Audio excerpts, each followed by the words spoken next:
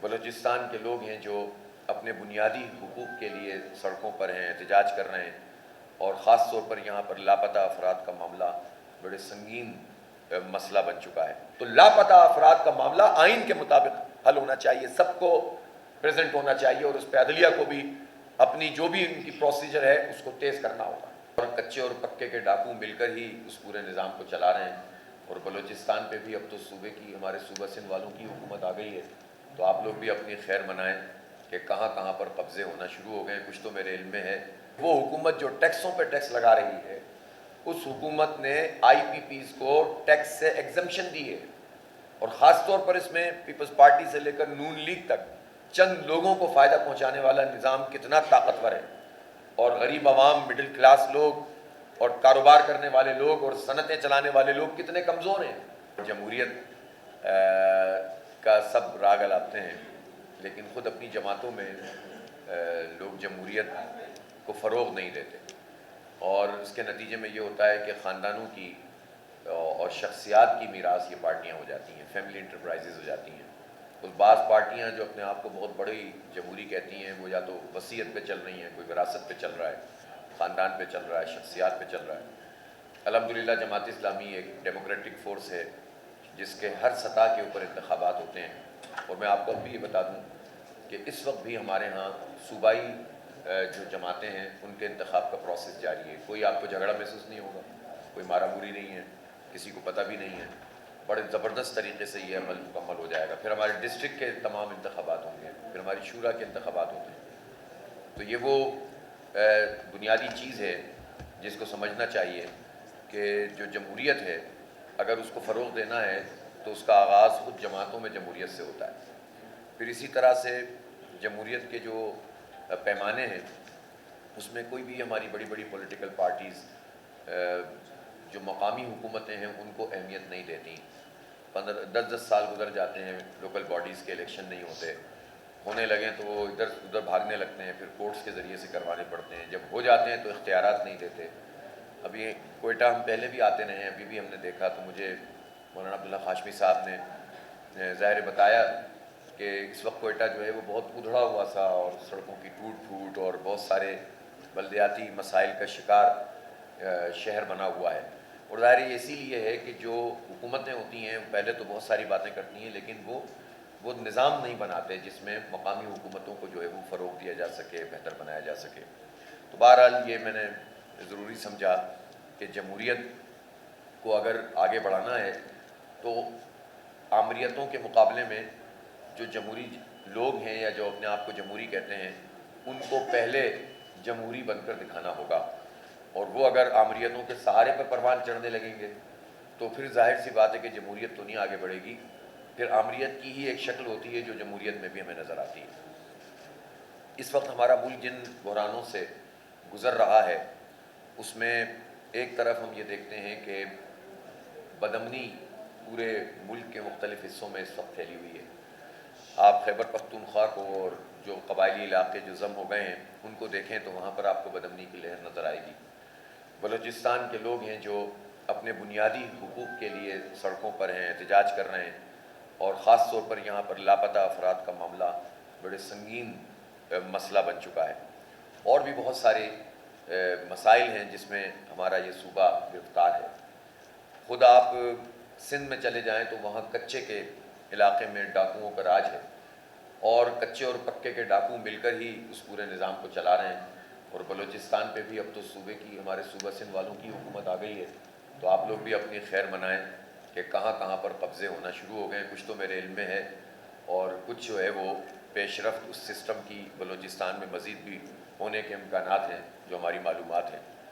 جو سسٹم جو ہے وہ سندھ میں آلریڈی کام کر رہا تھا۔ اسی طرح سے خود پنجاب وہ بڑا صوبہ ہے، اور ظاہر سی بات ہے کہ وہ نشانہ بھی بنا رہتا ہے، لیکن خود وہاں کے لوگوں کے جو مسائل ہیں، مہنگائی ہے، بے روزگاری ہے، اور خاص طور پر اب یہ جو بجلی کا بحران ہے، اور بجلی کے بحران کی وجہ سے جو پورا پاکستان اس کی لپیٹ میں آ گیا ہے،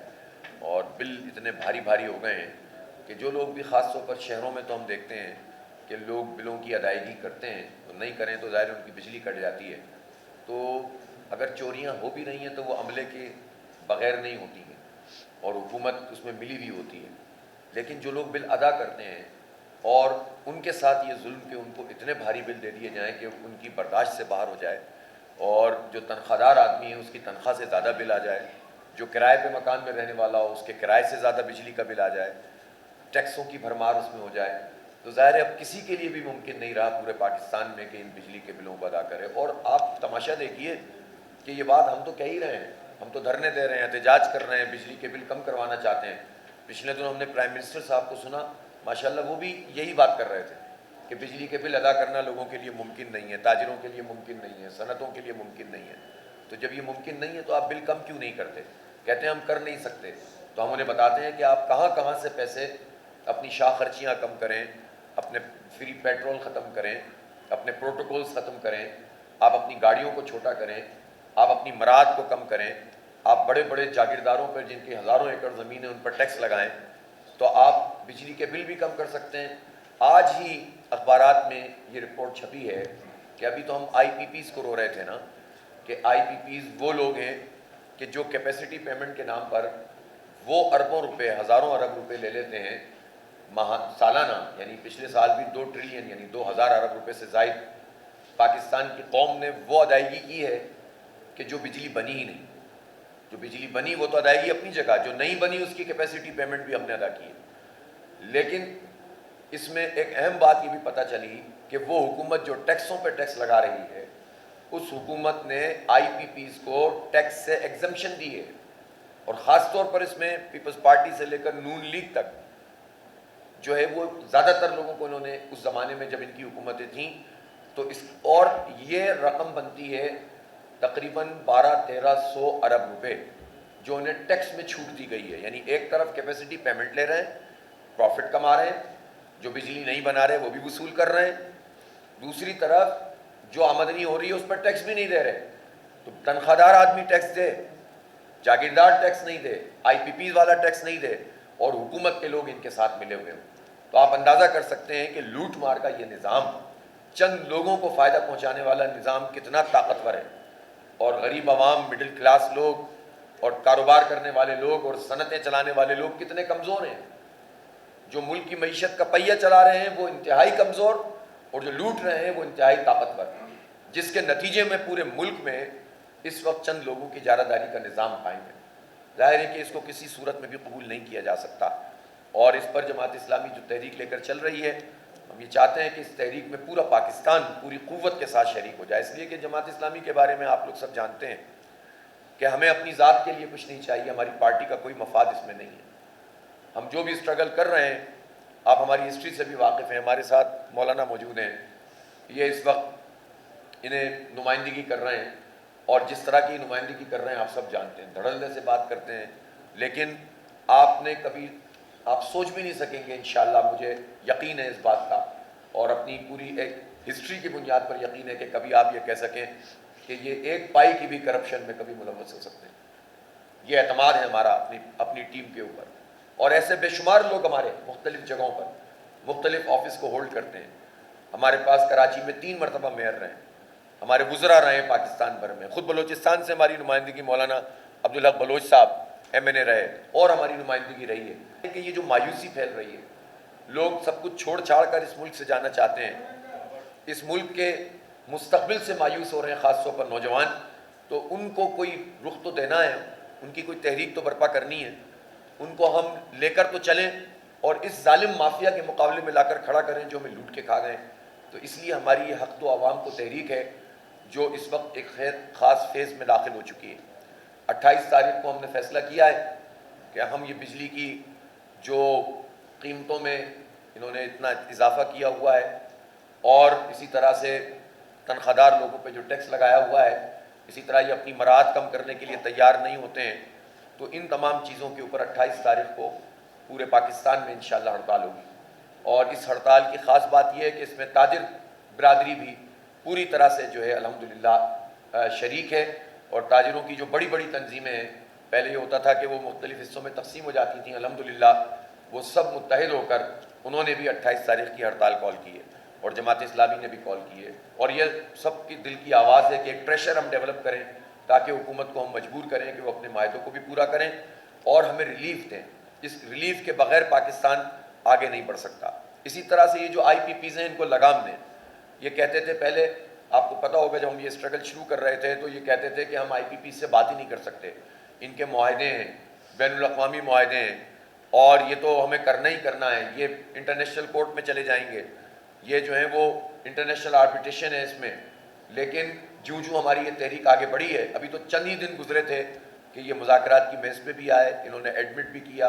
انہوں نے اعلان بھی کیا کہ ہم آئی پی پی سے بات بھی کر رہے ہیں. انہوں نے مکمل ان کی فورینسک آڈٹ یعنی جانچ پڑتال کا لفظ معاہدے میں موجود ہے وہ استعمال کیا، اور ہماری معلومات کے مطابق کسی حد تک اس پہ کام بھی ہو رہا ہے. لیکن ہم جانتے ہیں کہ اگر یہ پبلک پریشر کم ہو گیا تو یہ پھر جو ہے ان کو چھوٹ دے دیں گے، اس لیے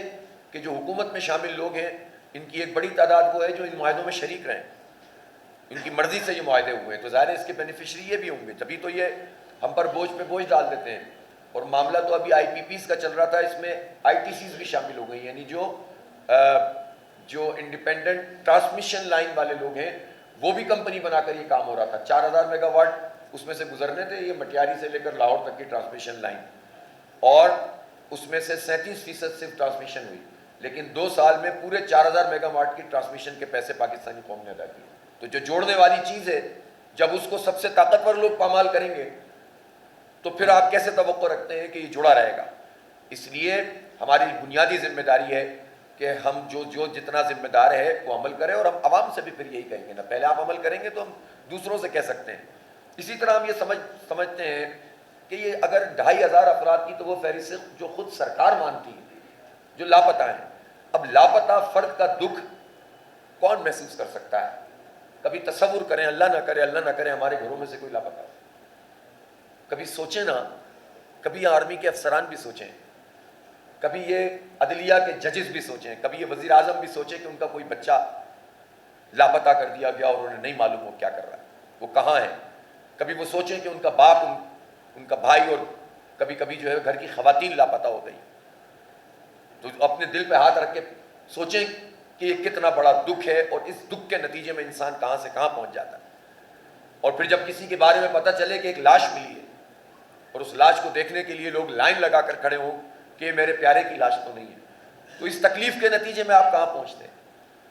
تو جو مجرم ہے اس کا تو طریقہ موجود ہے نا آئین میں اور قانون میں. اگر آپ کی پروسیکیوشن صحیح نہیں ہے تو یہ فیلئر کس کا ہے؟ یہ نظام کا فیلئر ہے، جس کے چلانے والے 77 سال سے آپ ہی لوگ ہیں. عام لوگ تو نہیں چلا رہے یہ نظام. پاکستان میں 33 سال یہاں مارشل لا رہا ہے. پاکستان میں جو جمہوریتیں رہی ہیں وہ بھی آپ کے سامنے. پاکستان میں وڈیروں کی، جاگیرداروں کی حکومتیں، پاکستان میں خانوں کی اور سرداروں کی حکومتیں، پاکستان میں بہت ٹاپ کے بیوروکریٹس کی حکومت ہے. تو پاکستان میں عدالتوں کی کار فرمائی ہے. یہ سارے پڑھے لکھے لوگ، یہ سارے طاقتور لوگ، یہ سارے دولت مند لوگ، یہ سارے وسائل رکھنے والے لوگ، یہ سارے وہ لوگ جن کی اولادیں بہت پڑھی لکھی ہوتی ہیں اور ان کی اولادیں ہی ہم پر حکومت کر رہی ہوتی ہیں. یہ سارے لوگوں کا فیلئر ہے نا کہ وہ ایک پروسیکیوشن کا نظام ٹھیک نہیں کر سکے کہ اگر کوئی مجرم ہے تو اس کو اس کے جرم کے مطابق کیفر کردار تک پہنچائیں. جب آپ یہ کہتے ہیں کہ لاپتہ کرنے کے علاوہ ہمارے پاس کوئی آپشن نہیں ہے، اس کا مطلب ہے کہ آپ اپنے فیلئر کا اعلان کر رہے ہوتے ہیں کہ پاکستان میں جرنیلوں نے، پاکستان میں عدالتوں نے اور پاکستان میں ان سیاستدانوں نے 77 سال میں کوئی نظام ٹھیک طریقے سے نہیں چلایا، جس کے نتیجے میں یہ حالات ہوئے ہیں ہمارے. اس کو تسلیم کریں، اس کا اعلان کریں اور پھر لوگوں سے بات کریں. تو لاپتہ افراد کا معاملہ آئین کے مطابق حل ہونا چاہیے، سب کو پریزنٹ ہونا چاہیے، اور اس پہ عدلیہ کو بھی اپنی جو بھی ان کی پروسیجر ہے اس کو تیز کرنا ہوگا. ہم مکمل طور پر یہ مطالبہ کرتے ہیں کہ کسی صورت میں، اب دیکھیں لوگوں کا دعویٰ تو 10,000 لوگوں کا ہے، لیکن جو لسٹیں بھی کہیں سے بھی پرووائڈ ہوتی ہیں اس کے مطابق جو ہے وہ جو ہے لاپتہ افراد کو کا مسئلہ حل ہونا چاہیے.